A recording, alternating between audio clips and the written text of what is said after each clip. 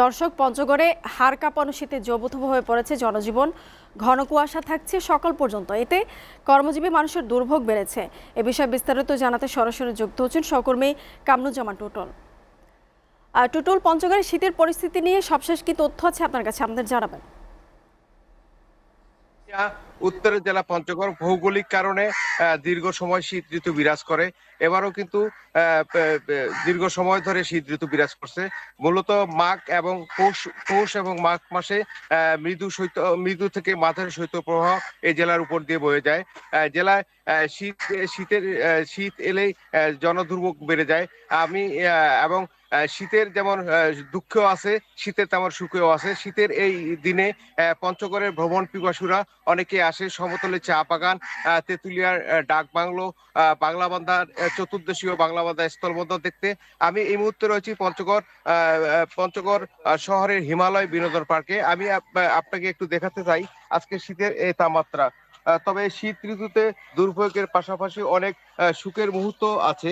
জেলার প্রকৃতি ও প্রাকৃতিক সৌন্দর্যের উপভোগ করতে প্রতি বছরই কয়েক হাজার ভ্রমণ পিপাসু জেলায় বেড়াতে আসে।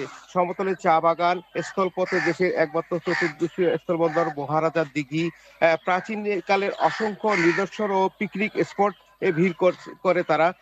এছাড়াও এবারও এর ব্যতিক্রম হয়নি। তেঁতুলিয়া ডাকবাংলা ও হিমালয় বিনোদন পার্কে প্রতিদিনই বনভোজনে আসছে দেশের বিভিন্ন প্রান্তের মানুষ। এতে কর্মসংস্থানের সৃষ্টি হয়েছে। এছাড়া শীতের এই সময়টায় স্থানীয় চাষিরা বিভিন্ন শাকসবজি চাষ করে বাড়তি আয়ের সুযোগ পান। জেলার বিস্তীর্ণ ফসলের মাঠ এখন শীতকালীন শাকসবজি খেতে ভরে গেছে।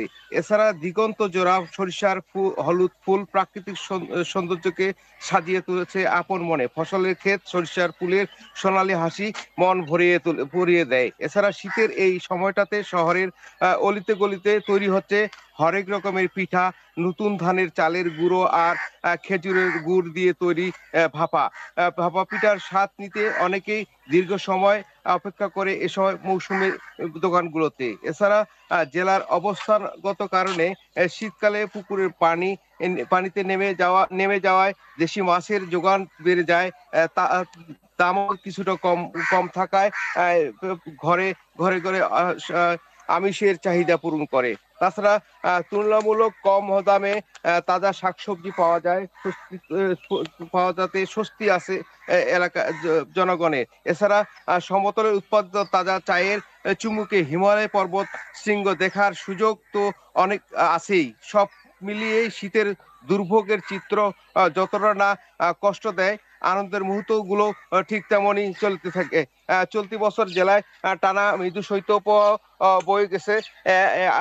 তেঁতুলিয়া আবহাওয়া পর্যবেক্ষণ কেন্দ্রের ভারপ্রাপ্ত কর্মকর্তারা দ্বিজেন্দ্রনাথ আমাকে জানিয়েছেন আজ সকাল 9টায় 10.5 ডিগ্রি সেলসিয়াস তাপমাত্রা রেকর্ড করা হয়েছে।